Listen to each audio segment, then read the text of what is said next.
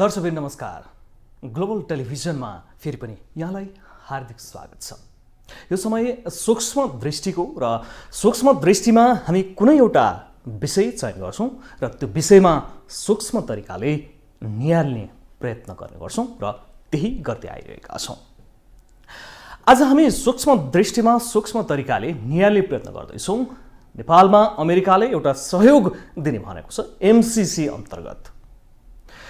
यो एमसीसी अन्तर्गत 2017 मै यो सम्झौता भइसकेको छ। नेपाल सरकारले एक्सेप्ट गर्ने भनेर सम्झौता पत्रमा नेपालका व्यक्तित्व र अमेरिकी व्यक्तित्वको तर्फबाट हस्ताक्षर भइसकेको छ र यसलाई संसदबाट अनुमोदन गर्नुपर्ने अवस्था रहेको छ र यो संसदबाट अनुमोदन हुन सकिरहेको छैन। यो अवस्थामा व्यापक रूपमा विरोध भइरहेको छ। सामाजिक अभियन्ताहरू सडकमा एमसीसी को विरोधमा छन् भने राजनीतिक दलहरू चाहिँ समग्रमा अधिकांश राजनीतिक दलहरू चाहिँ सकारात्मक देखिएको छ र अब पछिल्लो समय चाहिँ जब केपी शर्मा ओलीज्यूको सत्ता बहिर्गमन भयो र शेरबहादुर देउवाजी सत्तामा पुग्नुभयो त्यसपछि अब यो एमसीसी पारित हुन्छ भनेर एउटा खाले सशंकित भइरहेको अवस्था छ र अब चाहिँ एमसीसी पारित हुने अवस्थामा पनि रहेको जस्तो देखिन्छ, किनकि राजनीतिक दलका नेताहरू अलिकति सकारात्मक अभिव्यक्ति दिन थालिसकेका छन्। र यो बीचमा हाम्रो परराष्ट्र नीति कस्तो हुनुपर्छ र एमसीसी को सन्दर्भमा यो के हो एमसीसी, यिनै सन्दर्भमा आज हामी कुरा गर्छौं र हामीसँग कुराकानी गर्नको लागि स्टुडियोमा उपस्थित हुनुहुन्छ परराष्ट्रविद, अमेरिका र बेलायतमा रहेर नेपालका लागि पूर्व राजदूत, त्यसैगरी प्रधानमन्त्री गिरिजाप्रसाद कोइरालाको परराष्ट्र मामिला सल्लाहकार पनि डाक्टर सुरेश चालिसीज्यू, यहाँलाई हार्दिक स्वागत छ। धन्यवाद। म एमसीसीबाट सुरु गर्छु है। यो खास के हो एमसीसी? म यहीँबाट जान्छु। आम नागरिकले बुझ्ने भाषामा किन यति धेरै अन्योलता? आम नागरिकले बुझ्न नसके कि राजनीतिक दलहरूले बुझ्न नसके कि राजनीतिक दलहरूको स्वार्थ छ कि यसमा हो के? अब पहिले एमसीसी को बारेमा अलिकति संक्षेपमा म के भनौँ भनेदेखि यो 2004 हैन, यो अंग्रेजी तारिख अनुसार म चाहिँ नि अमेरिकी सरकार, त्यो बेलामा चाहिँ नि जर्ज बुशले चाहिँ नि राष्ट्रपति हुनुहुन्थ्यो। त्यहाँ उहाँहरूको एउटा चाहिँ नि अब ग्लोबल पोलिसी हुन्छ हैन, त्यसमा के उहाँहरूले अनुभव गर्नु हो भनेदेखि खास गरिकन यो अथोरिटेरियन यो देशहरू जहाँ चाहिँ तानाशाही छ हैन, डेमोक्रेसी छैन, त्यहाँ चाहिँ नि अब सहयोगबाट पनि उहाँहरू वञ्चित हुन सक्नुहुन्थेन, सहयोग गर्नै पर्ने, तर फन्ड चाहिँ मिसयुज हुने, अमेरिकाले दिएको फन्डहरू, अनि फेरि डेमोक्रेटिक प्रोसेसलाई पनि इन्करेज गर्नुपर्ने अवस्था, यी सब कुरालाई ध्यानमा राखेर उहाँहरूले यो एमसीसी को चाहिँ सुरुवात गर्नुभयो है। सन् 2004बाट 2004बाट उहाँको पर्पस नै के थियो भनेदेखि फन्डको, अमेरिकन फन्डको मिसयुज नहोस्, किन अमेरिकन ट्याक्स पेयर्सहरूको पैसा हो यो एक। अर्को कुरो, त्यो सोसाइटीमा चाहिँ नि प्रजातन्त्र या त सुरक्षित होस् या चाहिँ प्रजातन्त्रको चाहिँ नि मूल्य र मान्यता अनुसार चल्नलाई कुनै न कुनै प्रकारले चाहिँ नि एउटा प्रोत्साहन या उत्साह होस् भनेर चाहिँ नि यो लिएर आएको हो। हेर्नुहोस्, अब हामीहरूले 2017मा तपाईँले भनिहाल्नुभयो, हामीहरूले नेपाल सरकार र चाहिँ नि अमेरिकी सरकारले चाहिँ यसलाई सम्झौताको रूपमा लियो र हामीलाई $500 मिलियन चाहिँ नि उहाँबाट सहयोग हुने र त्यसमा हामीले अलिकति थप्नुपर्ने 130 मिलियन जस्तो हामीले थप्नुपर्ने छ चाहिँ त्यसमा।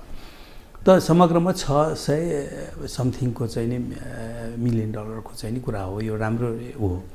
र यसको अर्को एउटा खासियत के छ भनेदेखि चाहिँ नि यो अमेरिकी सरकारले चाहिँ नि यो प्रोजेक्टमा हामी काम गर्छौँ, तपाईहरू यसमै इन्भेस्ट गर्छु भन्ने हुँदैन। उनीहरूले के भन्छ भनेदेखि सम्बन्धित देशलाई चाहिँ नि तपाईहरू नै निर्क्योल गर्नुहोस्, कस्तो प्रोजेक्टमा चाहिँ नि तपाईहरू हाम्रो पैसा खर्च गर्न चाहनुहुन्छ हैन, र भनेर चाहिँ नि उहाँले कम्प्याक्ट भनेको ठुलो एमाउन्टको चाहिँ उसलाई चाहिँ नि एउटा अर्को थ्रेसहोल्ड हुन्छ, एउटा कम्प्याक्टमा हामीलाई राखेको छ। त्यो हाम्रो गुडविल, उहाँहरूको गुडविलले गर्दाखेरि हो, किनकि नेपालसँगको अमेरिकाको सम्बन्ध तपाईलाई 1947 मा अमेरिकाले रेकग्नाइज गर्यो नेपाललाई, त्यसपछि 48 मा हाम्रो डिप्लोमेटिक रिलेसन सुरु भयो र आजसम्म हाम्रो असाध्यै राम्रो सम्बन्ध छ है। त्यो सम्बन्ध चाहिँ नि तपाईलाई चाहिँ के छ भनेदेखि चाहिँ नि कुनै यो चाहिँ नि के अरे के भन्छ त्यसलाई, यो इरिटेन्ट्सहरू छैन, कुनै त्यसमा चाहिँ नकारात्मकता छैन। हामीलाई सधैँ ग्रान्टको रूपमा अमेरिकाले सहयोग गरिआएको हो। फेरि नेपालको सोभरेन्टीको इस्युमा पनि अमेरिकाले पहिले बोलेको हो है। अब अहिले तपाईलाई थाहा छ यो ठुलो महाशक्ति राष्ट्र हो हैन, यसको सहयोग कहीँ न कहीँ हामीलाई चाहिन्छ है, चाहे भारतलाई अलिकति हाम्रो नजिक ल्याउनलाई, चीनलाई पनि नजिक ल्याउनलाई अमेरिकाको सहयोग हामीलाई हुनसक्छ। त यो हामीले सही गरिसक्यौँ 17 मा।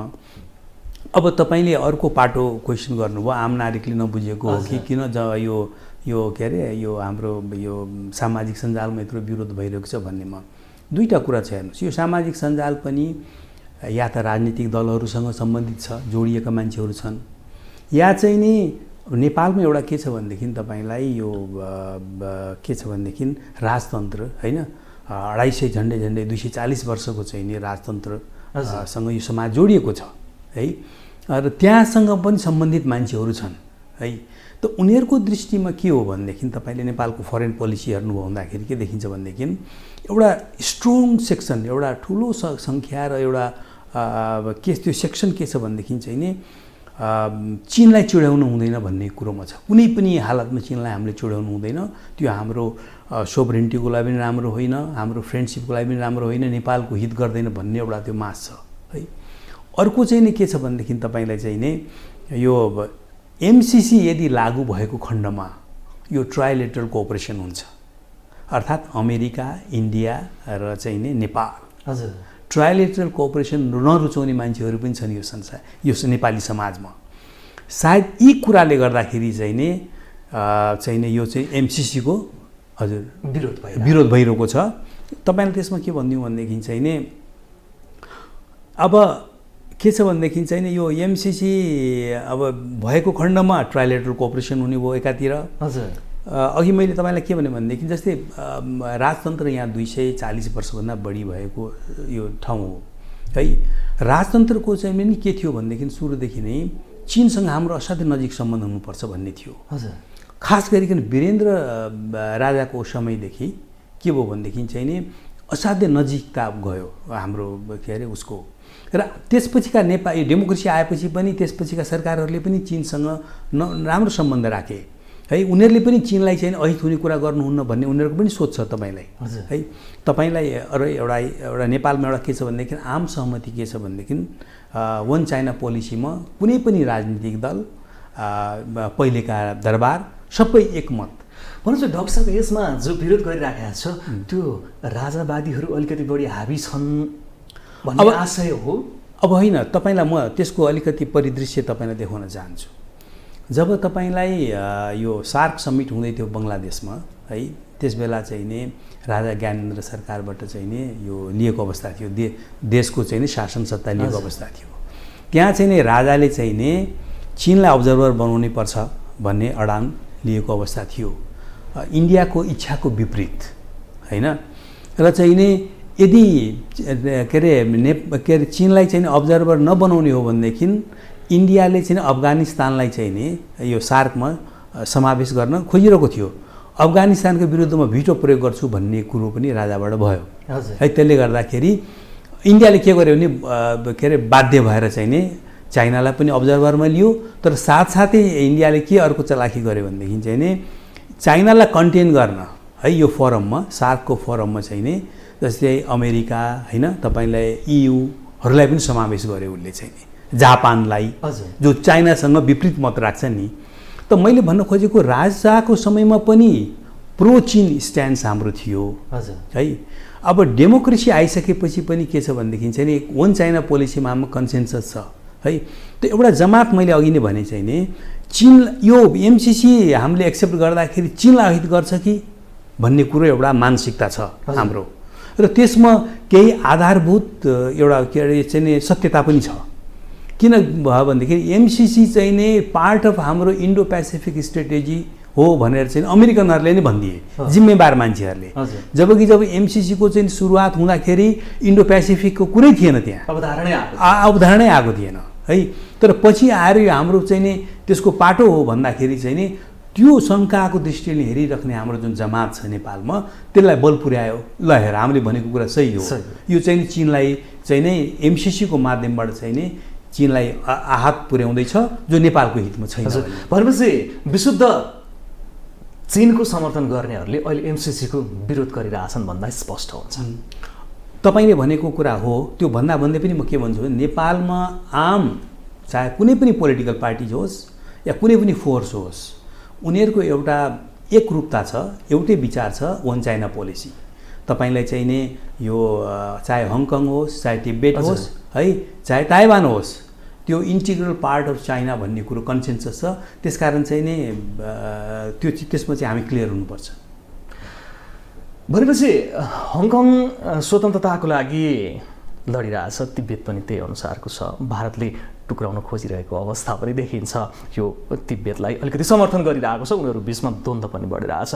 त्यो बिचमा चीन पनि एमसिसीको एन्टी विरुद्धमा हावी भएको छ कि छैन होला अहिले? त्यसो भए हामी एक चीन रणनीतिको साथमा अघि छौँ, त्यो स्पष्ट यहाँले भन्नुभयो। अब चीनले चाहिँ आफ्नो इन्ट्रेस्ट देखाएको छ कि छैन एमसिसीको बारेमा, यहाँ के देख्नुहुन्छ? चीनले प्रष्ट रूपमा नभने तापनि एमसिसी उसको चाहिँ नि इच्छामा चाहिँ नि नभएदेखि राम्रो हुन्छ भन्ने इच्छा चाहिँ छ। जसरी यहाँले भन्नुभयो केही तत्त्वहरू छन्, ती तत्त्वहरूलाई समर्थन गरिरहेको अवस्था होला, हामी त्यसरी बुझ्न सक्छौँ नजिकबाट हेर्दा। अफकोर्स चीनले त्यो एउटा चाहिँ नदेखिने संयन्त्र प्रयोग गरिरहेको त्यो चाहिँ नि नदेखिने गरिकन भएको हुनसक्छ। तर यसमा चाहिँ नि एउटा अर्को पाटो तपाईँले हेर्नुपर्छ। भारत पनि सायद एमसिसीको पक्षमा छैन कि भन्न सक्छु म। तपाईँलाई अघि नै मैले भने भारतको फरेन पोलिसी तपाईँले हेर्नुभयो भने सुरुदेखि नै भारतले सधैँ बाइलेटरल सम्झौताहरूमा जोड दिन्छ, द्विपक्षीय है, त्रिपक्षीयमा ऊ जान चाहँदैन। अब एमसिसी भनेको त त्रिपक्षीय हुन्छ, अमेरिका पनि हुन्छ, त्यहाँ चाहिँ नि भारत पनि हुन्छ, किन भारतकै जमिनमा न हामीले ट्रान्समिसन लाइनहरू बनाउने हो। एमसिसीको जुन एउटा प्रोजेक्ट जो मुख्य हुन्छ ट्रान्समिसन लाइनको कुराहरू छ है। त्यस कारण चाहिँ नि यो त्रिपक्षीय सम्झौताको सुरुवात भएको हुँदाखेरि त्यसमा पनि अमेरिका जस्तो सुपर पावरको इन्भल्भमेन्ट हुँदाखेरि चाहिँ नि अब समर्थन गर्दा गर्दै नि थोरै झस्किएको अवस्था हो कि होइन? भारतले यसलाई एमसिसी के अरे यो एमसिसीको जुन ट्रान्समिसन लाइनको जुन प्रोजेक्टलाई विरोध गरेको छैन है। तर चाहिँ नि के छ भनेदेखि एकदम हौसिएर हुन्छ नि यो हुनैपर्छ भनेर आएको पनि म देख्दिनँ। थोरै आशंका गरे होला, हुनसक्छ। अब यो कस्तो भने चिनको यतातिर संशय होइन, इन्डो पेसिफिकको अन्तर्गत यो आउन लाग्यो भन्ने कता होला। हजुर, भारत चाहिँ नि ट्राइलेटरल उसमा चाहिँ हामी फस्ने भयौँ। त्यसो भए अब नेपालको विशुद्ध हितको लागि छ एमसिसी होइन त? एमसिसी मेरो विचारमा हितको लागि छ। अहिले जुन पार्लियामेन्टबाट चाहिँ नि रेटिफिकेसनको जुन कुरा आयो नि होइन, यसको नियम के रहेछ भनेदेखि चाहिँ तपाईँलाई चाहिँ नि जस्तै यो पारित भएपछि अब यो युएस कङ्ग्रेसले पनि यसलाई पारित गर्नुपर्छ। जुन देशलाई दिएको यो एमसिसी प्रोजेक्ट हो नि त्यसलाई पनि पारित गर्ने भएको हुनाले अर्को के अरे अर्को देशबाट सम्बन्धित देशबाटलाई पनि पार्लियामेन्टमा पारित गर्नुपर्छ भन्ने छ। तर त्यसमा चाहिँ अमेरिकनहरू फ्लेक्जिबल हुन सक्छन् मलाई लाग्छ। त्यो पार्लियामेन्टबाट पारित 2/3 पारित हुनुपर्छ भन्ने पनि हुँदैन होला, सिम्पल मेजोरिटीबाट पनि मान्न सक्छन् या त्यसलाई हटाएर अर्को पनि उपायबाट जान सक्छन्। तर ओभरअल अरू एउटा कुरो तपाईँले मैले यो नबुझेको कुरा के छ भनेदेखि आम जनताले कमन पिपुलले नबुझ्नु त एउटा कुरा हो है, कुनै राजनीतिक दलले चाहिँ नि नबुझ्नु भनेको चाहिँ त्यहाँ चाहिँ म बुझ्दिनँ त्यो कुरा के भनेदेखि एमसिसीको जुन कन्डिसन्सहरू छ होइन त्यो हाम्रो सोभरेन्टीको खिलाफ या चाहिँ नि हाम्रो टेरिटोरियल इन्टिग्रिटीको खिलाफमा जान खोज्छ भनेदेखि हाम्रो सोभरेन राइट हो। कुनै पनि राष्ट्रले चाहिँ नि गर्न सक्छ। भोलि एमसिसी लागू गरेर अगाडि बढ्दाखेरि हामीलाई यो लाग्यो कि यसले चाहिँ हाम्रो देशको हित गर्दैछ भने हामी त्यसलाई रद्द गर्न सक्छौँ। कुनै ठुलो कुरो होइन यो। किन यो नबुझेको त्यो मैले दुई पक्षमध्ये जुन पक्षले पनि रद्द गर्न चाहेको खण्डमा रद्द हुने भन्ने सक्छ व्यवस्था एमसिसीको सक्छ। र मैले एमसिसीलाई किन मैले अलिकति जोड दिएको के हो भनेदेखि यो हुनुपर्छ भनेर हाम्रो हेर्नुहोस् पावर सरप्लस भएर गइरहेछ।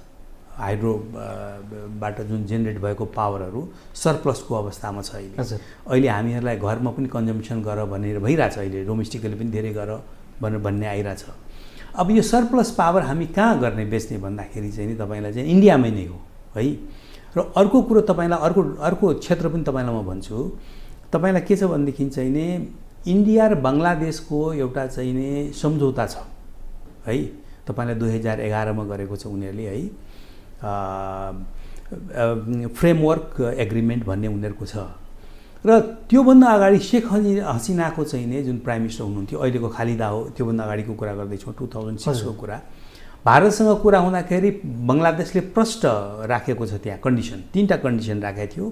त्यसमध्ये एउटा के हो भनेदेखि चाहिँ भुटान र नेपालबाट हाइड्रो पावर हामीहरूले चाहिँ निर्यात गर्न पाउनुपर्छ तिम्रो टेरिटोरीबाट भनेर इन्डियालाई भनेको छ र इन्डियाले एग्री गरेको छ। हजुर। र हाम्रो पावर अहिले सरप्लस छ भने मतलब हाम्रो पावर चाहिँ उहाँसम्म पनि जान सक्छ, भुटान के अरे बङ्गलादेशसम्म पनि जान सक्छ। हजुर।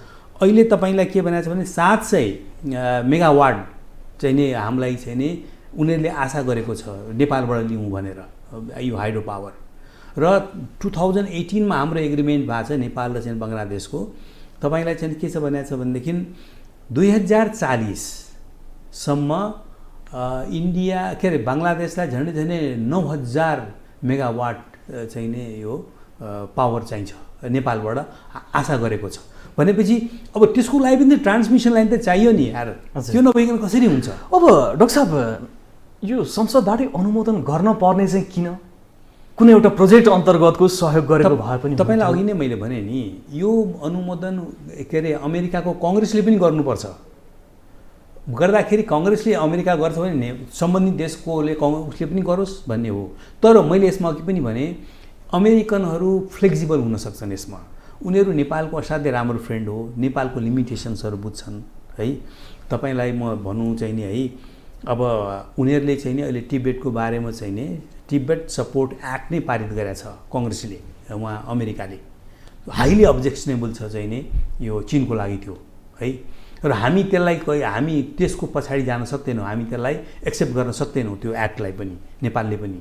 त्यति हुँदाहुँदै पनि तपाईँले चाहिँ नि हाम्रो चाइनासँगको सम्बन्ध यस्तो छ, हामी चाहिँ नि यो चाहिँ नि ग्लोबल पावरको चाहिँ नि हुन्छ नि कम्पिटिसनमा हामीलाई कतै नराख भन्दाखेरि उनीहरूले एक्सेप्ट गर्छ। American they are so flexible हुन्छ एन्ड जेनरस टु। डाक्टर साहब अब यो सम्झौतामा के छ भने नेपालको संविधानसँग यदि एमसिसी बाजियो भने त्यो नेपालको संविधान भन्दा एमसिसीको जुन अवधारणा छ त्यो चाहिँ नि हाबी हुने होइन नेभर हुँदैन, त्यो हुन सक्दैन। तपाईँलाई अघि मैले सोभरेन्टीको कुरा गरेँ, यो कुनै पनि इन्डिपेन्डेन्ट राष्ट्रको है सोभरेन राइट हो। जत्तिकै ठुलो चाहिँ नि प्रोजेक्टहरू गरे पनि तपाईँलाई 1965 मा इन्डियासँग हाम्रो एग्रिमेन्ट भएको थिएन, नेपालले त्यसलाई हटायो त चाहिँ नि। त मैले भन्न खोजेको के हो भनेदेखि हाम्रो चाहिँ नि थापाथली एग्रिमेन्ट भएको थिएन चाइनासँग जमानामा, त्यो पनि त हामीले हटाएर अर्को चाहिँ नि के अरे यो चाइनासँग अर्को गऱ्यौँ। यो हटाउन सकिन्छ। त्यो बुँदा चाहिँ किन राखियो भनेर सशङ्कित भएका कि फेरि होला। अब त्यसमा चाहिँ नि राख्दाखेरि त्यो बुँदा राखियो, त्यसमा सशङ्कित हुनु पनि राम्रो कुरा हो, स्वाभाविक चिज, स्वाभाविक कुरा हो। त्यसलाई चाहिँ नि एड्रेस गर्दै जाउँ, त्यसलाई हटाउँदै जाउँ, मिलाउँदै जाउँ। हो, संशोधन गरौँ भन्दा संशोधन गर्न नमानिरहेको र अब समय छैन भनेर एक खाले अलिकति अगाडि अमेरिकाले त्यो अभिव्यक्ति पनि थियो। अब मैले अघि तपाईँलाई भने के अरे 2004 मा जब यो यसको उत्पादन मतलब यसको यो आउँदाखेरि यो के अरे एमसिसी इन्डो पेसिफिकको कुरा त थिएन, क्वाड्रिलेटरल एलायन्सको कुराहरू त थिएन यो रिजनमा होइन। त के हो छ भनेदेखि त्यही एउटै कुरालाई समातेर जडसूत्रवादी जस्तो बस्नुहुन्न। मलाई लाग्छ, मलाई विश्वास के छ भने अमेरिकनहरू फ्लेक्सिबल हुन्छन्। यदि हामीले राम्ररी गएर उनीहरूसँग डायलग गऱ्यौँ र हाम्रो यो लिमिटेसन छ बुझ भने चाहिँ उनीहरूले एक्सेप्ट गर्छ। यो अमेरिकी सेना आउँछ, अघि यहाँले भन्नुभयो इन्डो पेसिफिक स्ट्राटेजी अन्तर्गत चाहिँ नि यो छ र अमेरिकाकै केही पदाधिकारीहरूले पनि त्यो स्वीकारी दिन आएको कारणले गर्दाखेरि अलिकति बढी सशङ्कित चाहिँ नि नेपालमा हुन आयो। अब यो कसरी यो इन्डो पेसिफिक स्ट्राटेजी अन्तर्गत होइन भनेर बुझाउन नसक्या हो? तपाईँलाई अमेरिकन सेनाको मेन्सन गर्नुभयो, हेर्नुहोस् यहाँ चाहिँ नि रिजनल पावरहरूको आफ्नै इन्ट्रेस्टहरू हुन्छ, आफ्नै कम्पिटिसन छ। हाम्रो चाहिँ नि म एडभाइजर हुँदाखेरि प्राइम मिनिस्टरको के भयो भनेदेखि अमेरिकन एडभाइजर्सहरू यहाँ पठाएर उनीहरूलाई ट्रेनिङ दिने भन्ने कुरा भयो, हाम्रो आर्मीलाई या पुलिसलाई दिने भन्ने कुरा भयो। तर अरू पावर ब्लक्सले विरोध गरे, यो हुँदैन यहाँ चाहिँ नि भन्ने भयो है। त मलाई के लाग्छ, मेरो अन्देशा के हो भनेदेखि चाहिँ नि खालि अमेरिकन कुराहरू मात्रै छैन, अरू कुराहरू पनि छ यहाँ चाहिँ नि। त्यो यो आधारमा चाहिँ नि यो चाहिँ नि एमसिसी लागू नहोस् भन्ने अरू फ्याक्टरले पनि काम गरिरहेछ, जसमा मैले अघि इसारा गरिसकेँ। भनेपछि त्यो अन्तर्गत हुँदै होइन, इन्डो पेसिफिक स्ट्राटेजी अन्तर्गत यो एमसिसी छैन। होइन, नेपाल अमेरिकी सेना नेपालमा आउँछ भन्ने यो होइन, भ्रम मात्र। अब एम्बेसीमा तपाईँलाई काम गर्ने चाहे अमेरिकाको होस्, चाहे इजरायलको होस्, चाहे इन्डियाको होस्, चाहे चाइनाको होस् है। तपाईँलाई त्यहाँ चाहिँ नि हरेक रङको मान्छेहरू हुन्छ है, हरेक इन्टेलिजेन्सका मान्छेहरू पनि बसिरहेको हुन्छ। अब स्टाफको रूपमा चाहिँ आउँछन्, आफ्नो कामहरू गर्छन् होइन। खैर अब तर चाहिँ नि आर्मीले ल्याएर आर्मीको चाहिँ नि स्टेसन बनाएर बस्ने भन्ने त्यस्ता कुराहरू हुँदैन है। दुई ठुला यहाँको राष्ट्रहरूको बिचमा बसेर अमेरिकाले खेल्न लाग्यो भनेर सशङ्कित भएका छन्। अब हुनसक्छ, मलाई चाइना मात्रै होइन अरू पनि भएको हुनसक्छ र तर हाम्रो फरेन पोलिसीले के गर्नुपर्छ भनेदेखि दुईटै राष्ट्र हाम्रो खास गरिकन के अरे चाइना र चाहिँ भारत हो, आश्वस्त गर्नुपर्छ हामी चाहे अमेरिका हो, चाहे रसिया हो, चाहे अन्य युरोपियन पावरहरूलाई चाहिँ नि यहाँ हामीलाई स्थान दिएर, तिनीहरूलाई स्थान दिएर हाम्रो यो दुईटा छिमेकीको खिलाफमा चाहिँ नि काम गर्न दिन्छौँ भनेर हामीहरूले चाहिँ नि दिन्नौँ भनेर आश्वस्त गर्नुपर्छ हामीले दुईटा छिमेकीलाई। भनेपछि यो दात्री निकायहरूबाट आउने यो सहयोगहरूलाई हामीले व्यवस्थित गर्न नसक्या किन? कस्तो तपाईँले भन्नु, नेतृत्व वर्गले जसरी हामीलाई सहयोग दिइरहेछ नि, अब एमसिसीकै कुरा गरौँ, यसलाई हामीले कुटनीतिक तौरबाट विभिन्न बुदाहरू समायोजन गरेर अथवा यसरी जाउँ न मेरो देशमा चाहिँ नि आन्तरिक रूपमा यस्तो छ, त्यो नेतृत्व तहले अलिकति कन्भिन्स गर्न नसकेको पनि हो कि?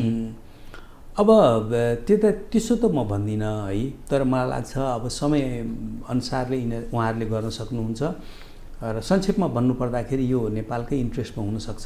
हजुर, खालि कुरा के हो भनेदेखि हामी सतर्क अपनाउनुपर्छ। सतर्कता कहाँ अपनाउनुपर्छ भनेदेखि इन्डो पेसिफिक स्ट्रेटेजीली या चाहिँ नि तपाईँलाई चाहिँ नि यो क्वाड्रिलेटरल एलायन्सले हुन्छ नि एमसिसीको माध्यमबाट केही गर्न नपाओस् भन्ने कुरामा हामी सतर्क हुनुपर्छ। त्यो चिजमा चाहिँ हामीले आफ्नो स्ट्यान्ड राखिराख्नुपर्छ। चाइना एमसिसी नआओस् भन्ने इन्ट्रेस्टमा छ, उसको बिआरआई प्रोजेक्ट पनि त्यत्तिकै सशक्त रूपमा अघि बढिरहेछ। यो एमसिसी र बिआरआई प्रोजेक्टको टक्कर त होइन नि यो? होइन, एमसिसी तपाईँलाई जुन देशमा चाहिँ नि यो के भन्छ यो बिआरआई हुन्छ नि लागू भएको छैन या त्यहाँ एक्सेप्ट गरिएको छैन, त्यहाँ पनि त एमसिसी दिएको छ नि है। त्यस कारण चाहिँ बिआरआईसँग अब यो संजोगले तुलना गर्नु एउटा कुरा हो होइन, तर त्यसकै लागि चाहिँ नि बिआरआईको लागि चाहिँ नि एमसिसी आयो भन्ने कुरा चाहिँ होइन। 2002 को कुरा छ यार, बिआरआई अहिले भर्खरको हो। चाइनाले चाहिँ 2004 सरी, यो अमेरिकन एमसिसी 4 को कुरा। चाइनाको इन्ट्रेस्ट चाहिँ नेपाललाई एमसिसीबाट ब्याक हटाएर आफ्नो बिआरआई प्रोजेक्टलाई चाहिँ अगाडि बढाउन खोज्छ। होइन, एमसिसी आए पनि नआए पनि बिआरआई चाहिँ तपाईँलाई चाहिँ अगाडि बढिसक्यो। त्यसमा नेपालमा कन्सेन्सस छ, चाहे काङ्ग्रेस होस् चाहे कम्युनिस्ट होस् सबैले एक्सेप्ट गरिसकेका छ बिआरआईलाई। भनेपछि एमसिसी र बिआरआई प्रोजेक्टको बिचमा खासै छैन, त्यसको अन्तर सम्बन्ध यहाँ देख्नुहुन्न। अब यहाँ परराष्ट्रविद हुनुहुन्छ गिरिजाप्रसाद कोइराला, प्रधानमन्त्री हुँदाखेरि परराष्ट्र मामिला सल्लाहकार पनि यहाँ हुनुहुन्थ्यो। हाम्रो छिमेक नीति र परराष्ट्र नीति स्पष्ट छैन हो, इन्कन्सिस्टेन्सी जस्तो देखिन्छ होइन। तपाईँलाई परराष्ट्र नीति अब कहिलेकाहीँ सन्तुलित, अब ओभरअल हेर्दाखेरि हाम्रो राम्रै छ परराष्ट्र नीति। हेर्नुहोस्, हामी चाहिँ नि के अरे युएनको मेम्बर भएदेखि आजसम्म आएर हेर्दाखेरि हामीले सिंहावलोकन गऱ्यौँ भनेदेखि हाम्रो परराष्ट्र नीति नराम्रो छ भनेर भन्न मिल्दैन। यसै बिचमा हामीहरूले चाहिँ नि हुन्छ नि 168 जस्तो देशहरूसँग हामीले चाहिँ नि यो बाइलेटरल रिलेसन्सहरू बनाइसक्यौँ, द्विपक्षीय सम्बन्ध बनायौँ। युनाइटेड नेसन्समा हाम्रो पिस किपरहरूले यति राम्रो काम गरेका छन्, त्यसबाट हाम्रो इन्टरनेसनल इमेज पनि बढेको छ होइन। र चाहिँ अब अहिलेको कन्टेक्स्टमा पनि यत्रो अब चाइना र इन्डिया यत्रो मिलिट्री पावरहरू भएर गए, उनीहरू इकोनोमी ठुलो भएर गयो होइन। त्यो बेलामा पनि हामीले आफ्नो चाहिँ नि हुन्छ नि सोभरेन्टी, टेरिटोरियल इन्टिग्रिटीलाई बचाएर राखेका छौँ होइन। त भनेपछि ओभरअलमा हाम्रो ऊ छ, तर कतिपय समयमा के देखियो भनेदेखि चाहिँ नि उत्तौलोपनको परराष्ट्र नीति क्या, र त्यो असन्तुलित पनि थियो। अब धेरै समय पनि छैन, धेरै कुरा नगरौँ होइन। एउटै उदाहरण तपाईँलाई म भन्छु, अमेरिकासँगका हाम्रो सम्बन्ध त अघि मैले भनिसकेँ असाध्यै राम्रो सम्बन्ध हो, हाम्रो सोभरेन्टीको लागि पनि गरेको हो र अनुदान त कुरै नगरौँ अब छ। इजरायलसँग पनि हाम्रो असाध्यै राम्रो सम्बन्ध हो हेर्नुहोस् है।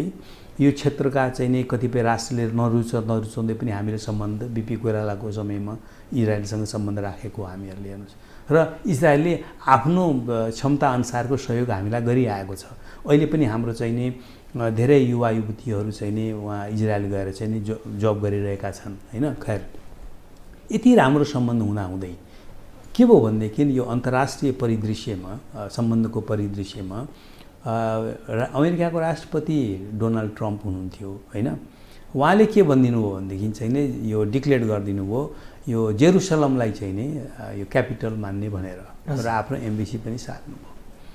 अब विवाद भयो त्यसलाई तेल अभिलाई छोडेर यता जाने भने चाहिँ विवाद भयो त्यहाँ ठुलो र ग्लोबल एउटा ओपिनियन के आयो भनेदेखि यो अमेरिकनहरूले गलत गरे है त्यसको खिलाफमा हामी जानुपर्छ भन्ने ओपिनियन आयो र युनाइटेड नेसन्समा भोटिङ पनि भयो। भोटिङ हुँदाखेरि चाहिँ के भनेदेखि इन्डिया चाइना सबैले विपक्षमा भोट हाले जेरुसलमलाई यो के अरे क्यापिटल सिटी बनाउने क्यापिटल बनाउने भन्ने कुरोमा खिलाफमा चाहिँ गए। तर नेपालले पनि त्यसै खिलाफमा हाल्यो है। अब कतिले आर्गुमेन्ट के गर्छन् भनेदेखि इन्डियाले पनि हाल्यो चिनले पनि हाल्यो हामीले किन नहाल्ने भनेर भन्छन्। इन्डियाको ग्लोबल एउटा हुन्छ नि उसको चाहिँ नि एम्बिसन अर्कै छ उसको एस्पिरेसन्सहरू अर्कै छ। इन्डिया त चाहिँ नि भोलि चाहिँ नै युनाइटेड नेसन्सको चाहिँ नि सेक्युरिटी काउन्सिलको मेम्बर हुने सदस्य राष्ट्र हो। चाइना अलरेडी छ है P5 चाहिँ नि चाइना अलरेडी छ इन्डिया हुने हो। इन्डियाको इकोनोमी उसको स्ट्रक्चर अलगै छ। हामी त सानो मुलुक हौँ हैन। इतिहासको कडी हेर्दाखेरि के देखिन्छ भनेदेखि इन्डिया र चाइनाको के इन्डिया र चाहिँ अमेरिकाको कतिपय समयमा चाहिँ नि द्वन्द्व भएको छ है कोल्ड वारमा खास गरिकन इन्डिया चाहिँ नि इन्डो रसियन उसमा थियो होइन एक्सिसमा थियो होइन तर हाम्रो त अमेरिकासँग त्यतिकै राम्रो सम्बन्ध थियो त्यो बेला पनि है।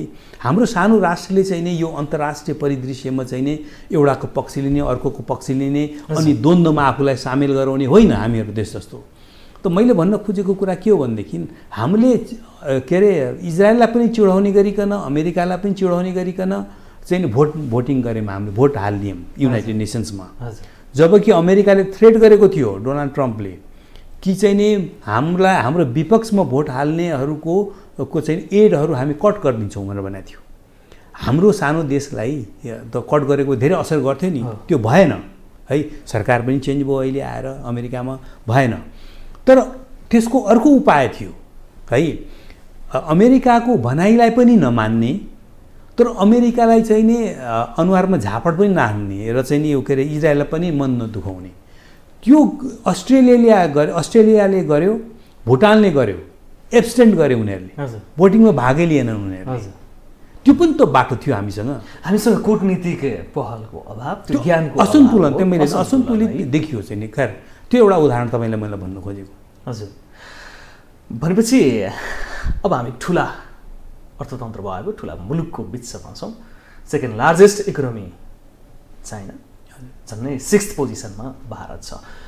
यति ठुला अर्थतन्त्र भएको बिचमा हामी छौँ। हामीले परराष्ट्र नीतिलाई कस्तो बनाउनु पर्छ त अब सन्तुलित रूपमा राख्नको लागि दुवै मुलुक फेरि भारत र चीनको बिचमा टकराव उत्तिकै छ सीमा विवादको कारणले गर्दाखेरि दुवैले आफूतिर आकर्षित गर्न खोजिरहेको पनि देखिन्छ। अब हामी कसरी अगाडि बढ्ने? अब तपाईँले एउटा राम्रो कुरा गर्नुभयो यो है हाम्रो फरेन पोलिसीको इतिहास हेर्ने हो भनेदेखि पृथ्वीनारायण शाहको टाइममा चाहिँ नि दुई ढुङ्गाको बिच तरुल बनियो।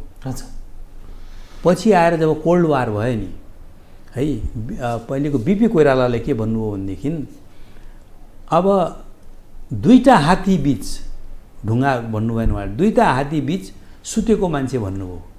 उहाँको व्यङ्ग के थियो भनेदेखि हात्ती त एकनासले बस्दैन नि खुट्टा चलाइरहन्छ यताउता चलाउँछ त्यो मान्छेलाई कसरी निन्द्रा आउँछ। हामी त्यति सतर्क भएर कोल्ड वारको टाइमको कुरा गर्नुभयो है। पछि अब अहिले आएर चाहिँ के छ भनेदेखि गिरिजाप्रसाद कोइरालाको समयमा पनि हामीले भन्यौँ त्यो उहाँले हाम्रो फरेन पोलिसीमा को एलिमेन्ट के थियो भनेदेखि हाम्रो कि अब त हामी त गोल्ड माइन्स इकोनोमीको उनीहरूको जुन राइज भयो नि यो इन्डिया र चाहिँ नि चाइनाको त्यसबाट त हामी त बेनिफिटेड हुन सुरु भइसकेका छौँ। बढीभन्दा बढी हुन सक्छौँ हामी यो बिचमा चाहिँ पुल हुन सक्छौँ। यिनीहरूको इन्डिया र चाइनाको बिचमा चाहिँ पुल भयो भनेदेखि नेपालको समृद्धि त्यस्तै छ भनेर त हाम्रो फरेन पोलिसीको अहिलेको आजको के हो भनेदेखि चाहिँ नि हामी दुईटा गोल्ड माइनसँग घेरिएका छौँ। आर्थिक उन्नतिको कन्टेक्स्टमा मात्रै है मिलिट्री कन्टेक्स्टमा फेरि अर्कै छ के छ हामी गोल्ड माइन्सको बिचमा छौँ। उनीहरूले चाहिँ नि अब जस्तै चीनले अस्ति के आफ्नो यो उ गरेको छ भनेदेखि अब चीनको पनि हाम्रो लगानी यहाँ FDI बढेको छ तपाईँलाई थाहा छ है। इन्डियामा चाहिँ नि खुसहाली आउँदाखेरि हाम्रा यत्रो लेबरहरू जान्छन् त्यहाँ चाहिँ नि राम्रो वेजेस कमाएर आउँछन् चाहिँ सिजनल लेबर भयो भने पनि आउँछन् चाहिँ हामीलाई कतै न कतै फाइदा भइरहेछ। अब चीनले अस्ति फेरि के गरिदियो भनेदेखि आफ्नो जनसङ्ख्यालाई आफ्नो नागरिकहरूलाई के भन्यो भनेदेखि नेपाल पनि एउटा टुरिस्ट डेस्टिनेसन्स हो है हाम्रो लागि भनेर त्यो इन्करेज गरिदिएको छ। हजुर। त्यस कारण चाइनिज टुरिस्टहरू पनि आउन लाग्छन्, इन्डियन टुरिस्टहरू पनि आउँछन्। यसले गर्दाखेरि हामीलाई यिनीहरूको चाहिँ आर्थिक जुन समृद्धि भइरहेको छ नि इन्डिया र चाइनाको, त्यसले चाहिँ हामीलाई चाहिँ एउटा अपर्च्युनिटी प्रदान गरेको छ। त्यो गेन गर्ने कसरी भन्ने महत्त्वपूर्ण कुरा हो। अब कसरी ब्यालेन्समा राख्ने एउटा दुईजना आफू हाबी हुन खोजे चाहिँ देखिन्छ कि फेरि होइन दुवै मुलुकले होइन हाम्रो दुवै मुलुकले अब यिनीहरूको हेर्नुहोस् के छ भनेदेखि अघि मिलिट्री को कुरा पनि गरेँ मैले। अब तपाईँलाई राम्रो पनि हो नराम्रो पनि हो, मतलब नराम्रो भन्दाखेरि अलिकति होस पुर्याउनु पर्ने अवस्था पनि हो। हेर्नुहोस् हाम्रो रिजनमा मिलिट्री एक्सपेन्डिचर एकदम बढेर गयो है। अब अमेरिकाले को त कुरै नगरौँ, अमेरिकाले आजको दिनमा तपाईँलाई 778 बिलियन है 778 बिलियन मिलिट्रीमा डिफेन्समा खर्च गर्छ। चाइनाले 260 जस्तै गरिरहेछ है बिलियन डलर। इन्डियाले 70 जस्तोमा छ बिलियनमा। त अहिले पनि इन्डिया थर्ड के अरे यो चाहिँ नि लार्जेस्ट यो डिफेन्स सेक्टरमा खर्च गर्ने देश हो इन्डिया। अर्थात् हाम्रो छिमेकमा चाहिँ नि मिलिट्री बिल्डअप बढी भइरहेछ, आर्मी या चाहिँ नि यो मिलिट्री सेक्टरमा चाहिँ नि बढी चाहिँ नि खर्च भइरहेको छ भने चाहिँ हामीले अलिकति सोच्नुपर्ने हुन्छ। तर के छ भनेदेखि उनीहरूको कम्पिटिसन छ, यो रिजनमा छ, ग्लोबल उसमा छ, त्योसँग हामीलाई लेना देना केही छैन। तर हामीले चाहिँ नि खालि हाम्रो प्राग्मेटिक या चाहिँ नि यथार्थवादी फरेन पोलिसी के हुनुपर्छ भनेदेखि जसको अभाव विगतमा कहीँ कहीँ देखियो। जस्तै एउटा कुरो तपाईँलाई भन्छु म, विगतको अब यता आउँदाखेरि अलिकति भन्छु। हाम्रो राजाबाट के भयो भनेदेखि चाहिँ नि चीनलाई अब्जर्भर बनाऊ, नभए चाहिँ नि अफगानिस्तानलाई छिर्न दिन भिटो प्रयोग गर्छु भन्ने भयो। चीनको लागि हामी लड्न मर्न आफ्नै क्रेडेन्सियललाई पनि क्वेसन लगाउन हामी तयार भयौँ। सुशील कोइरालाको टाइममा प्राइम मिनिस्टर हुनुहुन्थ्यो है। यो धेरैलाई थाहा छैन के भयो भनेदेखि चाहिँ नि एउटा मुभ भएछ है, प्राइम मिनिस्टरको जानकारीमा या उहाँको जानकारी बिना मुभ के भएछ भनेदेखि चाइनालाई फुल फ्लेज मेम्बरसिप सार्कको दिनुपर्छ भनेर। अब हेर्नुहोस् है, अब एकातिर डेमोक्रेटिक एरामा पनि र चाहिँ नि राजाको टाइममा पनि हामी चाहिँ चाइनाको लागि चाहिँ नि होमिन तयार। हजुर। लिपुलेखको घटना भयो। हजुर।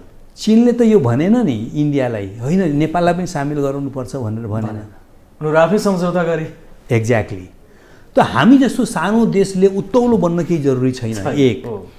र अर्को कुरो व्यवहारवादी हाम्रो नीति कस्तो हुनुपर्छ भनेदेखि चाहिँ नि त्यस्तो कुरा आयो भने होइन यो रिजनमा तिमीहरूको कुराहरू हो, तिमीहरूले गर न, हाम्रो सानो देशलाई किन यसमा अगाडि बढाउँछौ, त्यसले काम पनि हुँदैन र हामी बेकारमा चाहिँ नि अजिलोमा पर्छौँ भनेर हामीले सम्झाउन सक्नुपर्छ। चाहे इन्डिया होस् चाहे चाइना होस् गर्नुपर्छ। त मैले यतातिर अब यो भनेर यतातिर के आउन खोज्छु भने तपाईँको क्वेसनमा चाहिँ नि चीन र चाइनाको एउटा प्रतिस्पर्धा छ यो एरियामा। उनीहरूको बोर्डरमा पनि अहिले गलवानमा चाहिँ नि हुन्छ नि इस्ट लद्दाखको चाहिँ नि उसमा एरियामा भयो होइन। अस्ति भर्खर सैन्य सङ्गठन पनि वृद्धि गरिरहेको 50,000 भन्दा बढी सैनिक चाहिँ नि त्यो एरियामा अहिले इन्डियाले पनि बढाएको छ, चाइनाले पनि बढाएको छ। बोर्डर टेन्सन छ। त्यही मामला लिएर तपाईँलाई अहिले भर्खर ताजिकिस्तानमा अहिले सङ्घाई कोअपरेसन अर्गनाइजेसनको मिटिङ भएको थियो। त्यसमा चाहिँ नि फरेन मिनिस्टर्सको मिटिङ थियो, चाइनिज फरेन मिनिस्टर पनि थियो, इन्डियाको चाहिँ नि जयशङ्कर पनि हुनुहुन्थ्यो, उहाँहरूको कुरा भयो है। अब लाइन अफ एक्चुअल कन्ट्रोलको कुराहरूमा उहाँहरूको विवाद छ र एउटा टिम, एउटा हाई लेभल मिलिट्री चाहिँ नि पर्सनलबाट दुई साइडबाटै एउटा चाहिँ टिम बनाएर त्यसको चाहिँ नि निराकरण गर्ने भन्ने कुराहरू भइरहेछ है। त के छ भनेदेखि उहाँहरूको चाहिँ नि यो मिलिट्री एम्बिसन, उहाँहरूको चाहिँ नि यो अरू हुन्छ एस्पिरेसन यो रिजनमा ग्लोबलमा उसमा गर्दाखेरि त्यसको प्रभाव नेपालमा कता कता देखिन्छ। कम्पिटिसनहरू पेपरहरूमा पढ्नुहोस् न, हिजोसम्म कतिले के भन्छ भनेदेखि हिजोसम्म चाइनिज एम्बेसडर चुप रहेर बस्थे, आजकलको एम्बेसडरहरू एकदम एक्टिभ हुन्छन्। अब पहिले चाहिँ नि इन्डियन के अरे एम्बेसडर मात्रै एक्टिभ हुन्थे, आजकल इन्डियन एम्बेसडर अलिकति साइलेन्ट छ भन्छ। यस्ता कुराहरू पनि आइरहेको छ है। तर यी कुराहरूलाई ध्यानमा राखेर हामीले आफूलाई चाहिँ नि जोगाउन सक्नुपर्छ। हामी कुनै पनि पक्षमा होइन। भनेपछि डाक्टर साहब, राजतन्त्रको पालामै हामीले परराष्ट्र नीतिमा कमजोरी गऱ्यौँ है। त्यसो भए अलिकति त्यता भन्न मिल्छ। अब होइन, राजाहरूले जे अभिव्यक्ति दिनुभयो त्यो कारणले अहिलेसम्म असर गरिरहेको, त्यो चाहिँ कमजोरी हो। त्यो चाहिँ कमजोरी त्यसको असर अहिलेसम्म ढाकामा जुन भयो नि त्यो चाहिँ कमजोरी हो है। जबकि यथार्थ सुन्नुहोस्, जबकि यथार्थ के हो भनेदेखि यहाँका पोलिटिकल पार्टी जति पनि थिए नि नेपालका, अब राजाले टेक ओभर गरेको पोलिटिकल पार्टी राजाको खिलाफमा थिए, तर त्यो पोलिटिकल पार्टिजका नेताहरू पनि चाहिँ नि चाइनालाई अब्जर्भर बनाउनु पर्ने भन्ने कुरामा एग्री गर्थे। तर राजालाई त्यो के अरे यो के भन्छ त्यसको चाहिँ अब जस्तै नै राजालाई मात्रै गयो, तर सम्पूर्ण राजनीतिक दल पनि त्यतैतिर समर्थनमा हो त्यो बेलामा। मलाई चाहिँ नि के अरे हामी स्वार्थ केन्द्रित राजनीति गरेर यो अवस्थामा पुगेको, परराष्ट्र नीति स्पष्ट बनाउनु नसकेको हो, त्यसो भन्न सक्छौँ। त्यसो भए स्वार्थ, अब नेसनको स्वार्थ त सबैले हेर्नै पर्छ, हेर्नुहोस् है। तर त्यो स्वार्थ हामीले चाहिँ नि व्यवहारमा चाहिँ नि प्राप्त गर्दाखेरि, गर्न लाग्दाखेरि या त्यो प्रयास गर्दाखेरि हामीले एउटै कुरो विचार गर्नुपर्छ, दूरगामी यसको हुन्छ नकारात्मक प्रभाव है सम्बन्धित देशबाट हामीलाई फेरि हुन्छ कि हुँदैन भन्ने त्यतातिर ध्यान पुर्याउनुपर्छ हामीले। हजुर, अब हस्तक्षेपको कुरा निकै धेरै उठ्ने गर्छ। विदेशी हस्तक्षेप बढ्यो नेपालमा, स्पेसल्ली भारतको हस्तक्षेप असाध्यै धेरै छ भन्छन्। पछिल्लो समय चाइनाको हस्तक्षेप पनि बढ्दै गएको हो, यहाँ त्यो देख्नुहुन्छ है। तपाईँलाई के भयो भनेदेखि हेर्नुहोस्, 1990मा डेमोक्रेसी आयो नेपालमा, यो 46-47 साल भनौँ न डेमोक्रेसी आयो। त्यसपछि आजसम्म चाहिँ नि के हो भनेदेखि यो यति दशकमा 3 दशकभन्दा बढी भयो होइन, एउटा पनि स्टेबल गभर्मेन्ट भएन। हजुर, अर्को शब्दमा भन्नुपर्दाखेरि यो सङ्क्रमण काल लम्बिँदै गयो, धेरै लामो भयो, लम्बिँदै गयो। र के छ भनेदेखि हाम्रो नेपालको स्ट्रेटेजिक पोजिसन छ यो होइन, चीन इन्डियाको बिचमा छ यो। फेरि यिनीहरू मिलिट्रीली पनि धेरै ठुलो कन्ट्री भए यिनीहरू अहिलेको आजको डेटमा, फेरि आर्थिक रूपमा पनि सम्पन्न भए। थर्ड कुरो पनि छ हेर्नुहोस्, के छ भनेदेखि चाहिँ नि ठुलो मार्केट पनि हो, इन्डिया पनि मार्केट हो पपुलेसनको हिसाबले, चाइना पनि हो। त यो 3 कारणले गर्दाखेरि ग्लोबल पावरहरूको चाहिँ इन्ट्रेस्ट नेपालमा स्वाभाविक बढेर जाने भयो है। त यो हुँदाखेरि के भयो भनेदेखि तपाईँलाई चाहिँ नि यो अहिले तपाईँले जुन भन्नुभयो नि विदेशी शक्तिहरू चाहिँ नि को चाहिँ नि चलखेल हुन लाग्यो भन्ने कुरा एउटा हो, यो ट्रान्जिसन विभिन्न कारणले। तर के छ भनेदेखि यसलाई हामीले म्यानेज गर्न सक्नुपर्छ र सकिन्छ पनि। तर मैले भने नि कुनै कम्युनिस्ट गभर्मेन्ट आयो, कहिले के गरिरहेछ, कहिले डेमोक्रेटिक गभर्मेन्ट आएछ, कहिले के गरिरहेछ, कन्सिस्टेन्सी चाहिँ नि देखिएन फरेन पोलिसीमा। त्यसले गर्दाखेरि विदेशी शक्तिहरूले चाहिँ नि बढी चाहिँ नि खेल्ने मौका चाहिँ खेल्ने चाहिँ अवसरहरू हुन्छ। अस्थिर राजनीतिको फाइदा उठेर हस्तक्षेप चाहिँ भागे देखिन्छ। हाम्रो पूर्व प्रधानमन्त्रीज्यूहरू 5 जनाले भन्नुभएको थियो कि सरकार परिवर्तन, यहाँ हुने सम्पूर्ण राजनीतिक परिवर्तन चाहिँ बाहिरबाट हस्तक्षेप भयो भनेर अस्ति भर्खर बोल्नुभयो। त्यही भएर मैले थोरै सोध्न खोजेको मात्रै हो यहाँसँग। होइन, तर त्यो स्टेटमेन्ट पनि दिन जरुरी थिएन भन्छु म होइन, किनभनेदेखि त्यसको एकदम अब आफू चाहिँ तपाईँ पोलिसी गराउन नसक्ने। हजुर, हुन त योभन्दा अगाडिको गभर्मेन्टले चाहिँ नि ओली प्रधानमन्त्री हुँदाखेरि उहाँले चाहिँ नि हुन्छ ढुङ्गा गिटी बालु चाहिँ बेच्ने एउटा चाहिँ नि उ गर्नुभयो है, प्रावधान ल्याइदिनु भयो, त्यसको रियाक्सन पनि भयो है। तर के हो भनेदेखि हामीले बुझ्नुपर्ने कुरा के छ भनेदेखि हामीले कानुन होइन र नियमबाट चाहिँ नि त्यसलाई रोक्न सक्छौँ। त्यो गिटी बालु कुनै ठुलो कुराहरू भारतीय इन्ट्रेस्टमा भएको हो, स्वाभाविक छ नि तपाईँलाई। तर मैले नबुझे तपाईँ एउटा कुरा हेर्नुहोस् कि हामीले के बुझ्नुपर्छ भनेदेखि हिजोको भारत होइन, 1950 को भारत होइन होइन, आज यो 2021 को भारत हो। यसको चाहिँ नि अहिले तपाईँलाई 5th लार्जेस्ट इकोनोमी हो।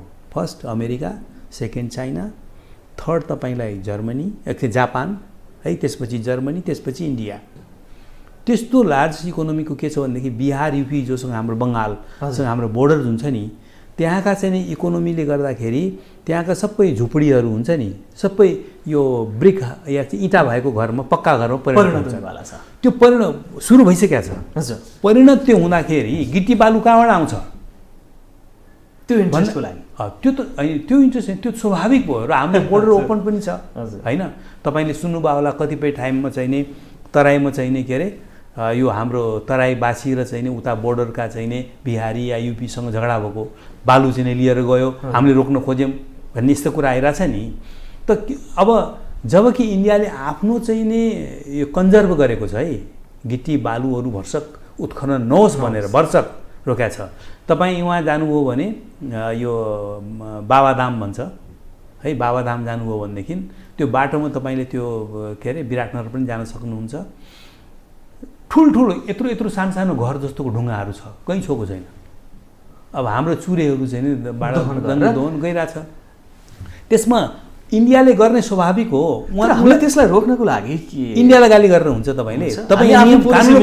कानुन बनाएर ओपन गर्ने तपाईँले धेरै गर्नै पर्दैन। एउटै कुरा गर्नुहोस्, अहिले जुन रेटमा चाहिँ उहाँ गइरहेछ नि ढुङ्गा बालु, त्यसको 500 टाइम्स बढाइदिनुहोस् न, बाहिर इन्डियाको पनि नाम गर्नुहोस्। यो हाम्रो ढुङ्गा बाटो गिटी जुन छ नि, यसलाई चाहिँ नि एक्सपोर्ट कहीँ गर्ने हो भने, बेच्ने हो भनेदेखि है, त्यसको चाहिँ 500 टाइम्स यो रेट छ है भनेर मात्रै भनेपछि किन लिन्छ उनीहरूले त्यो? हजुर। त यो हामी गर्न नसक्ने, अनिखेर स्टेटमेन्ट दिने या अरूलाई एक्युज गर्ने, त्यो त राम्रो भएन नि। भनेपछि हाम्रा राजनीतिक दलहरूमा दूरदर्शनको भिजन नै छैन। त्यसो पनि नभनौँ। अब के भयो भनेदेखि मैले अब अघि नै भनिसकेँ कि इन्कन्सिस्टेन्सीहरू छ हाम्रो है। सङ्क्रमणकाल बढिरहेकै छ, अहिले पनि गहुट छैन, अहिले पनि हामी स्टेबल छैनौँ, सरकारको ठेगान छैन होइन। त अब तर यो सङ्क्रमणकाल चाहिँ नि कसले खत्तम गर्ने त, कसले एन्ड गर्ने त्यही राजनीतिक दल नै हो, उनीहरूकै जिम्मेवारी हो। अहिले पछिल्लो समय भारत र अमेरिका चाहिँ मिलेको देखिन्छ। चाइनाको काउन्टरमा हुन सक्छ यो? दुईटा पक्ष हो तपाईँले भनेकोमा, दुईटा पक्ष। अब भारतसँग चाहिँ नि 2+2 भन्छ नि, इन्डियाको फरेन मिनिस्टर, इन्डियाको डिफेन्स मिनिस्टर, त्यस्तै अमेरिकाको फरेन मिनिस्टर, 2+2 ले चाहिँ दुईटा चाहिँ नि ठुलो एउटा दूरगामी चाहिँ प्रभाव पर्ने चाहिँ नि एग्रिमेन्ट गरिसकेका छन्। एउटा कोमकासा भन्ने छ, एउटा बेका भन्ने छ है। त्यसले चाहिँ नि यिनीहरूको डिफेन्स कोअपरेसन नजिकै आएको छ। र फेरि क्वाड्रिलेटर एलायन्समा पनि यो दुईटै देश छन्, इन्डिया पनि छ, अमेरिका पनि छ है। अनि इन्डो पेसिफिक स्ट्रेटेजी अन्तर्गतको जुन छ त्यसमा पनि इन्डियाको पनि सहमति छ है। त यी सब कुराले गर्दाखेरि के देखिन्छ भनेदेखि यिनीहरू चाहिँ नि इन्डियालाई चाइनालाई टार्गेट गरिरहेका छन् कि भन्ने देखिन्छ है। तर के छ भनेदेखि साथसाथै तपाईँलाई इन्डियाले एउटा के भन्ने गरेको छ भनेदेखि स्ट्रेटेजिक अटोनोमी भन्छ उनले है। त्यसलाई पनि हामीले चाहिँ नि लिएर हिँडिरहेका छौँ भनेको छ इन्डियाले। र त्यो कहाँ देखिन्छ भनेदेखि चाहिँ नि अब दुईटा बेकार कङ्कसा गरेको अमेरिकासँग उनीहरूले के गरिदियो भनेदेखि चाहिँ नि रसियासँग S-400 डिफेन्स सिस्टम किने अहिले चाहिँ नि इन्डियाले किनिदियो, जुन अमेरिकालाई मन परेन है। अमेरिकालाई चाहिँ के थियो भनेदेखि चाहिँ नि रसियालाई त चाहिँ स्याङ्सन इम्पोज गरेको छ उनीहरूले। यो बेकार के अरे कम्कसा गर्ने जुन यो इन्डियासँग हो नि उनीहरूको अमेरिकाको, त्यो कन्ट्रीले चाहिँ नि रसिया जसलाई चाहिँ नि अमेरिकाले स्याङ्सन इम्पोज गरेको छ, जसलाई अमेरिका मन पराउँदैन, त्योसँग कुनै पनि मिलिट्री समझौता गर्न पाउँदैन भन्ने छ। तर इन्डियाले चाहिँ नि स्ट्रेटेजिक अटोनोमी छ मेरो, त्यसकारण अमेरिकालाई नसुनिकन उसले गरिदियो है। त यो कुराहरू छ होइन। अब हामीहरूले चाहिँ हेर्ने कुरा के हो भनेदेखि अब अमेरिका र चाहिँ इन्डियाको चीनप्रति के कस्तो छ थाहा छैन। तर अमेरिका र चीन के अरे अमेरिका र चाहिँ इन्डिया नजिक आएकोमा एउटा फाइदा हामीलाई के हुन्छ, जस्तै एमसिसी होइन। अब एमसिसी चाहिँ नि हामीलाई अमेरिकाले दिन खोजिरहेको छ भनेपछि इन्डियाले देशमा धेरै यो ट्रान्समिसन लाइन चाहिँ बनाउने दिने कुरो धेरै यताउति गर्दैन उसले चाहिँ सहयोग गर्छ। किनकि इन्डियाले हेर्ने त आफ्नो ग्लोबल इन्ट्रेस्ट हेऱ्यो नि त, अमेरिकासँग हेर्नुपर्छ नि त उसले। अब अमेरिका र चाइनाको बिचको टकराव, हजुर, अब नयाँ राष्ट्रपति जो बाइडेन आएपछि सुल्झेला कि भने त्यो पनि त्यति अगाडि बढेको देखिँदैन। त्यो कारणले पनि अलिकति भारत थ्रु हुँदै त्यतातिर काउन्टर गर्न खोजेको हो कि जस्तो आशय होइन। त्यो हो, त्यसमा कुनै शङ्का छैन। हेर्नुहोस्, होल के अरे संसारको हिस्ट्री हेर्दाखेरि कहिलेकाहीँ पावर ब्लक्सहरू एउटा पक्ष र अर्को पक्षमा गएको लार्जेस्ट इकोनोमीतर्फ अघि बढ्दै गरेको भएर अमेरिकालाई टेन्सन चाहिँ छ। अमेरिकालाई खालि इकोनोमी मात्रै बढेन, अमेरिकाको साथसाथै उसलाई टेन्सन हुने कारण के छ भने अमेरिकालाई चीनको इकोनोमी मात्रै पनि बढेन, मिलिट्री पावर पनि त्यत्तिकै बढ्यो, मिलिट्री मसल्सहरू बढेर गयो। र मिलिट्री मसल्स बढ्दाखेरि चाहिँ नि अब जस्तै चाहिँ नि अब फिलिपिन्समा भनौँ न तपाईँलाई होइन, अमेरिका र चाहिँ फिलिपिन्सको सेक्युरिटी प्याक्ट छ, उनीहरूको सैनिक बेडा पनि बस्छ। साउथ चाइना सीमा चाहिँ नि त्यहाँ चाहिँ नि टेन्सन भइरहेछ चाइनाको कारणले होइन। अब त्यस्तै तपाईँलाई चाहिँ नि चाइनाले चाहिँ मिलिट्री पावर बलियो भएपछि जापान पनि थ्रेट फिल गर्दैछ, जबकि चाहिँ नि अमेरिकनको एलाइ हो। साउथ कोरिया पनि फिल गर्दैछ टेन्सन, उसको एलाइ हो। अहिले पनि 40,000 जस्तो हाराहारीको चाहिँ नि यो मिलिट्रीहरू अमेरिकन मिलिट्री बस्छ वहाँ के अरे तपाईँलाई साउथ कोरियामा है। त्यस्तै 60,000 जस्तो या त्यस्तै फिगर भनौँ न 50,000 भन्दा माथि चाहिँ नि जापानमा बसेको छ होइन। थ्याड भन्ने चाहिँ नि हुन्छ नि, थ्याड THAD थ्याड, त्यो चाहिँ नि उनीहरूले चाहिँ नि लगाएको छ त्यहाँ के अरे यो एन्टी यो के अरे यो एयरक्राफ्ट हुन्छ नि, मिसाइल चाहिँ नि त्यो थ्याड लगाएर बसेको छ। त यी के अरे अमेरिका चाहिँ नि यो के छ भनेदेखि चाहिँ नि चाइनाको मसल्स बढेको हुनाले, मिलिट्री मसल्स बढेको हुनाले उसको एलाइलाई पनि थ्रेट भयो र सायद त्यो बहानामा अमेरिका अरू एग्रेसिभली आउन चाहन्छ यो रिजनमा। हजुर, भनेपछि उत्तर कोरिया र चीन टेन्सनको विषय बनेको छ अहिले होइन, त्यो देखिन्छ। अब अहिले रिसेन्टली तपाईँलाई यो 2 हप्ताको भित्रको कुरा गर्दैछु, ट्राइलेटरल कोअपरेसन चाहिँ यिनीहरूको मेकानिजम छ, साउथ कोरिया, जापान र चाहिँ नि अमेरिकाको। त्यसमा चाहिँ नि यिनीहरूको चाहिँ नि के अन्डरस्ट्यान्डिङ भएको छ भनेदेखि युनाइटेड नेसन्सको एउटा रिजोल्युसन छ धेरै अगाडि, त्यो रिजोल्युसन अनुसार चाहिँ नि तपाईँलाई यो नर्थ कोरियालाई डिन्युक्लियराइज गर्नुपर्छ भनेर भन्ने छ। त्यसलाई त्यसमा प्रेसर गर्नुपर्छ भन्ने चाहिँ यसलाई चाहिँ नि यो न्युक्लियर वेपनबाट चाहिँ नि हटाउनुपर्छ, यसलाई चाहिँ नि उ गराउनुपर्छ भन्नेमा चाहिँ लाग्नुपर्छ भन्ने अहिले यिनीहरूको निष्कर्ष। हजुर, अब हामी अन्त्यमा पनि रहेको छौँ। अनेक राष्ट्रहरूको आफ्नै इन्ट्रेस्टहरू छन्, हामी स्टेबल पोलिटिक्स गर्न सकिरहेका छैनौँ। दुईटा ठुला मुलुकको बिचमा हामी छौँ, अब हामी कसरी अगाडि बढ्ने? मैले भने सन्तुलित फरेन पोलिसी चाहिन्छ। सन्तुलित फरेन पोलिसीको कुरा गर्दाखेरि प्र्याग्मेटिजमलाई हामीले एकदमै आत्मसात गरेर हिँड्नुपर्छ, न कि एकदम। वर्तमान सरकारको भूमिका त्यो रहला यहाँ देख्नुहुन्छ, नयाँ गठबन्धनको सरकार बनेको छ। अब यो पनि हामी विपक्षी दलले हामी विदेशी इसारामा भन्यो भनेर भनिरहेको पनि अवस्था होइन। हामी एउटा चाहिँ नि विस त गर्न सक्छौँ नि, हामी आशा त गर्न सक्छौँ नि, जुन सरकार भयो भने पनि अहिलेको कोएलिसनबाट पनि योभन्दा अगाडिकोबाट आशा गरेनौँ, किनकि अघि मैले भनिहालेँ तपाईँलाई अब चाहिँ नि खालि सैद्धान्तिक जडसूत्रवादी भएर हुन्छ नि के अरे प्यालेस्टाइनियन कोज हो, त्यसकारण हामी चाहिँ अमेरिकनको खिलाफमा हामी भोट हाल्छौँ भनेर भोट त हाल्यौँ, तर त्यो प्र्याग्मेटिक भएन, व्यवहारवादी भएन। त्यसकारण मैले भनेको हाम्रो सन्तुलित फरेन पोलिसी हुनुपर्छ, एक। अर्को कुरो त्यो व्यवहारमा आधारित हुनुपर्छ, 2। तेस्रो कुरो यो इक्विडिस्टेन्स हुन्छ नि, इन्डियालाई पनि राख्ने उत्तिकै चाइनालाई पनि उत्तिकै राख्ने भन्ने हुँदैन सम्बन्धमा।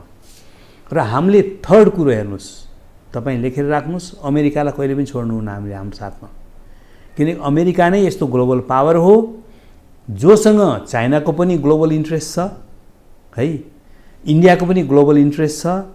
आज चाहिँ नि अलि सानातिना तनाव होला है यिनीहरूको बिचमा होइन, तर सधैँ यही तनाव हुन्छ भन्ने छैन।